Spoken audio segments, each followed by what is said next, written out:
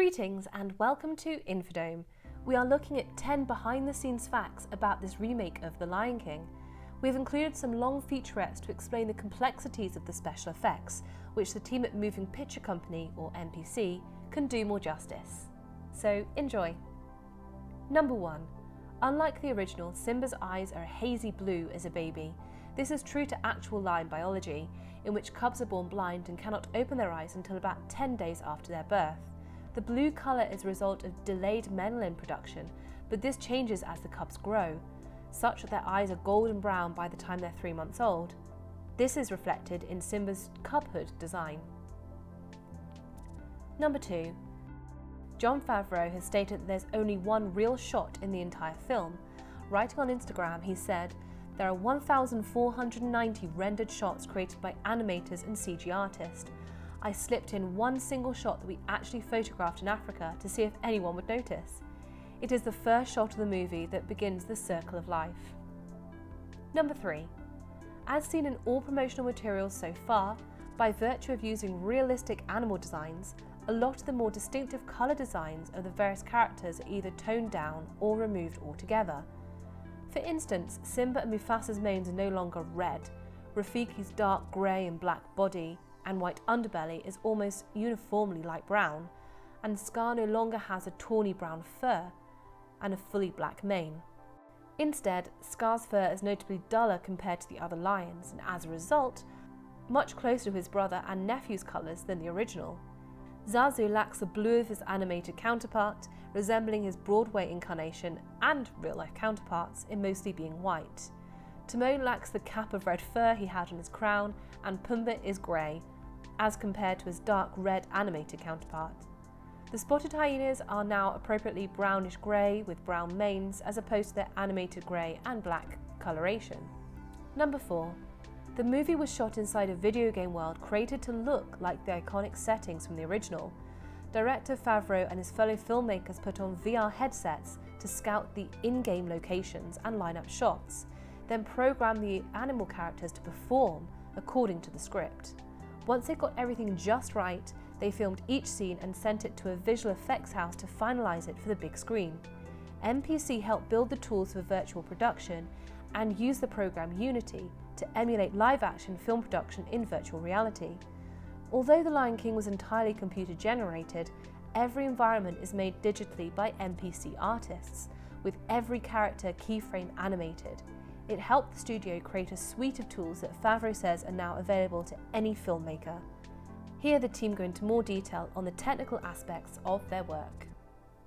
Rob Legato, myself, and Adam Valdez had worked on Jungle Book, and towards the end of Jungle Book there was some new VR stuff, new VR hardware like the HTC Vive and Oculus Rift had come out, and we started playing in post-production with the idea of using VR as a way to immerse ourselves into the environment. We actually presented this, what we were coming up with to MPC and gave them, a set of parameters of what we wanted to try to achieve. They helped build the tools for virtual production, which is a technique that we innovated for this particular project along with a company called Magnopus. On The Lion King, we used the Technicolor virtual production pipeline. This is a means of combining virtual production and game technologies with a fully tracked system where we can keep a database of everything we do. Every tree on the savannah in Lion King was laid out by artists and brought to the stage where we did a virtual shoot of it, and that's how we allow live action filmmakers like John and Caleb to come in and basically create what really feels like a shooting stage in live action. So what we're trying to do using VR is develop a way to look at environments as though we were tech scouting it in real life, and to actually have tools by which we could lay cameras and dollies down and lights down into this virtual space and emulate live action production. In CG production, you're not seeing something in real time, you're not reacting in real time, and you have too much time to think about it, so everything becomes more intellectual. And what we're trying to do is tap into your gut level response to things, your instantaneous art choice. And like for Caleb and myself and John and Andy, we could walk in together as a group of filmmakers, a group of collaborators, and see things for the first time and throw inputs like, why don't you come and take a look at it from this angle, and take a look from this angle. John would say, well, this is what I thought I wanted to do. Does somebody have something better? And Caleb would say, well, I would shoot it like here because I could take advantage of the sunset that's happening. And then when you're done, that's a very successful location scout that otherwise you could never do it together. But in a real world, or in our case, a virtual world, we all can share in it, and we all can respond to what we're looking at the same time. You know, you go into virtual reality and get rid of the virtual and just consider it reality. And you are there, you can get anywhere you want with all the tools they made available, these sort of laser pointers that would fly you up in the air or take you around, or you could just walk around them and you could line up shots in this reality as if it was just like going to Africa and following the Africans. Not only do you get to invite live action folks into the process and let them drive it, but you're really building a bridge to their skills. You know, you're letting them enter the virtual world where they get inspired by what they see and they get new ideas and they change the action or the staging, or they might change the lighting or the camera ideas itself. This was a real first in the industry to do something where we're combining all these new technologies in this way. On a real set, people collaborate, they can talk to each other. We didn't want the experience to be an isolated experience, so a lot of effort went into this being able to join in multiple people from different computers together. One of the very important things was to make them feel like they were working with something familiar. I have to say, this was a lot done by Magnope. This was a lot of their effort, was present them with physical devices that they're familiar with, and then they can shoot. We were there in the VR space. We would have the hardware that was available to us and to any gaming consumer, but then build on top of it using the Unity game engine, a way to actually be able to look through a viewfinder by holding up the control wand, and to be able to view those screens both inside VR or outside if we looked at a monitor. And so if you came to our set, it would feel like you were on a live action set. You could actually look at monitors and see what was being filmed. And those tools were being refined constantly. We'd have code dumps on a regular basis as we came up with new tools that we wanted, or new pieces of camera equipment that we wanted to encode. And so it was a real learning process all the way through. And now MPC has a suite of tools that are available to any filmmaker based on the innovations that we made online. Number 5. Again, the experts will take you through some of their incredible work. MPC was very innovative in their approach to what we were able to accomplish here. Because we committed to doing all of the work with one vendor, we were able to dedicate resources towards research and development for different simulators, for different fur tools. And so a lot of the things that most audiences might not consciously understand but inform the photorealism of it were innovations that were developed through the research of MPC. Yeah, well, MPC, they did incredible research and had incredible files of what reality was in Africa. You know, they were able to complete the process, and you know, they would create the characters, and then, you know, every week or so there would be reviews, and I would sit in these reviews and you'd look at Scar or, you know, Rafiki or Mufasa, and you look at the characters, and I mean, I think Rafiki was one of the first ones that got finished, and you looked at it and you could not believe how realistic it was. If you look at The Lion King as a technical challenge, really, I think the two main things that the audience is aware of is the world and the characters. On the character side, you have, I think, a new level of detail and naturalism in the way the characters look, but also how they animate, how their skin and their fur behaves. And then similarly in the environment creation, I mean, we built dozens and dozens of square kilometers of African landscape, both with cameras really close to the ground and cameras super wide, you know, looking all the way to the horizon. And in both cases, the level of detail that's applied and the amount of design and care to really balance, you know, naturalism with design that lets the audience know each of the locations and lets the audience also appreciate the beauty of the place to support the motion of the scenes. I mean, that was incredible to see. To kind of reach the level of realism, we really had to kind of take as much of a scientific approach as possible to understand how to recreate the real world.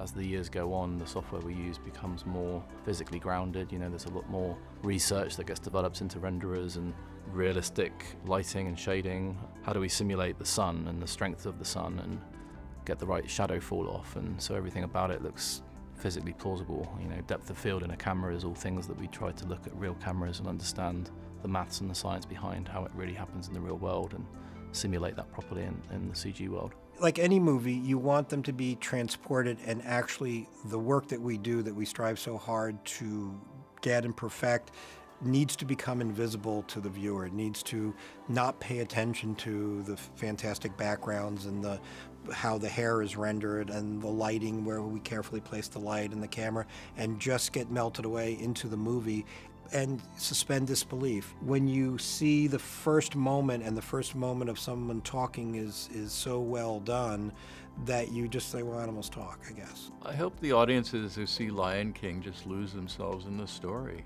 and just forget about any of the technical things that go into it that we, struggled over for the last couple of years. That, every couple of years I want to do a film that, when my kids were little, I wanted to do a film for them like The Black Stallion or Fly Away Home, and now I do it for my grandkids. So I'm really excited for, my grandkids to see this movie. And I think that's an important part of our legacy, is to communicate with all different ages. And it's always great to go from a serious adult movie to something that's for kids, because there's nothing more exciting than, to sit in an audience with with young kids and have them experience something for the first time and just get so excited about it.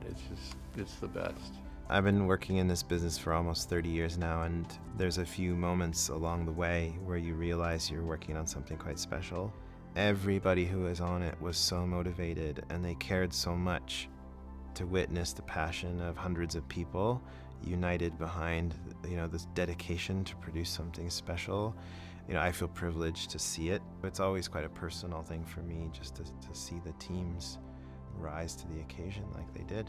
Just in terms of the scale of the project, I think that was the biggest thing. That when we first took on the show, that was probably the thing that was the most daunting for most people, was, obviously the fact that it's The Lion King, but also just the scale of it, the fact that this is a stereoscopic movie, it's IMAX, the environments were all 3D, big open savannas. So I think just overall it was just the scale of the project really probably was the biggest thing that we had to overcome. One of the really great things about this show was that right from the beginning, like the conception, every shot, Rob Legato and the whole team really wanted to use 3D to make this film great, whereas often 3D can kind of be a sort of a last-minute process. So even when we were setting up some of the shots, we were thinking about how these would look in 3D, how the 3D would actually help add to the emotion of the shot. So, whenever you've got Scar on screen being quite scary, we're having him trying to come off screen and be really imposing. All those things I think really just add to the emotion of the film and help kind of build up that energy when you're watching it. I had a really good relationship with Rob Legato in that we, from the beginning we kind of spoke very much about what he wanted for the depth of the show, what kind of his main vision was, and I think very early on we got into a really good rhythm of me kind of understanding what it was he wanted from the shots. Number 6. So how far did Simba go when he ran away from home? It's a question many have perhaps wondered, but given how MPC was tasked with recreating the world of The Lion King in realistic fashion, they actually had to calculate it out. Production designer James Chinland states, "I remember watching the original Lion King movie and never could figure out how far Simba ran away for him to grow up independently. How far did he actually run?" And so Chinland set out on building a world map to answer the question. They decided that Simba was out there for 3 or 4 days crossing the desert before he wound up on the shore of Cloud Forest. So if a cub travels about 12 miles a day, Chinland gives the rough estimate of 50 miles. The more you know. Number 7. MPC first had to write new software for more complex fur shading and rendering, and the muscle skin simulation. It's so realistic looking that you see the veins popping on Mufasa when he starts walking. Andy Jones, animation supervisor, says the muscles were triggered based on checking the weight. We had a team that would go in, and if muscles were misfiring, we give them notes to fix that to make sure the paws on the ground were in check with the weight, and then the skin sliding was something they worked on more on Jungle Book because you see a lot more of it on the lions.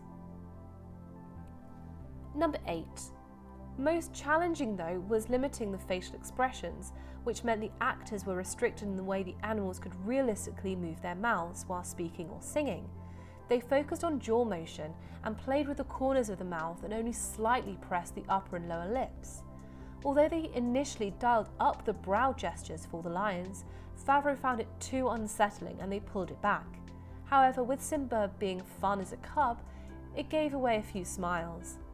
So to take action away from the mouths, they concentrating on choreographing action to convey emotion, jumping up or down rocks, prancing around the watering hole, displaying affection between parents and children, or having Scar slinking around in dialogue-heavy scenes.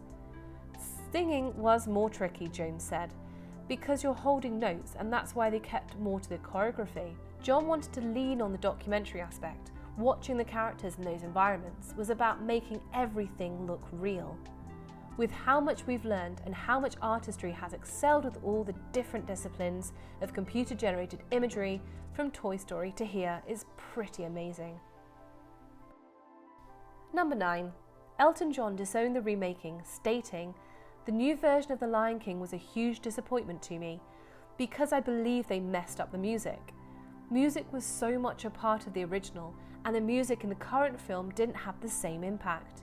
The magic and joy were lost. The soundtrack hasn't had nearly the same impact in the charts that it had 25 years ago, when it was a best-selling album of the year.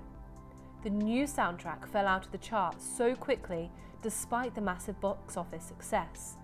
I wish I'd been invited to the party more, but the creative vision for the film and its music was different this time around, and I wasn't really welcomed or treated with the same level of respect. That makes me extremely sad. I'm so happy that the right spirit for the music lives on with the Lion King stage musical." Number 10. The Beauty and the Beast Easter egg was conceived after director Favreau saw a production of the musical in which Zazu sang Let It Go, and felt it would be funny if the film also paid tribute to a fellow Disney musical in such a way. And by coincidence, when said show first debuted on Broadway, Be Our Guest was the song Zazu sang in that scene. Thank you for watching. If you enjoyed this video, please subscribe to our channel and hit the bell button to be notified about all future videos. Until next time.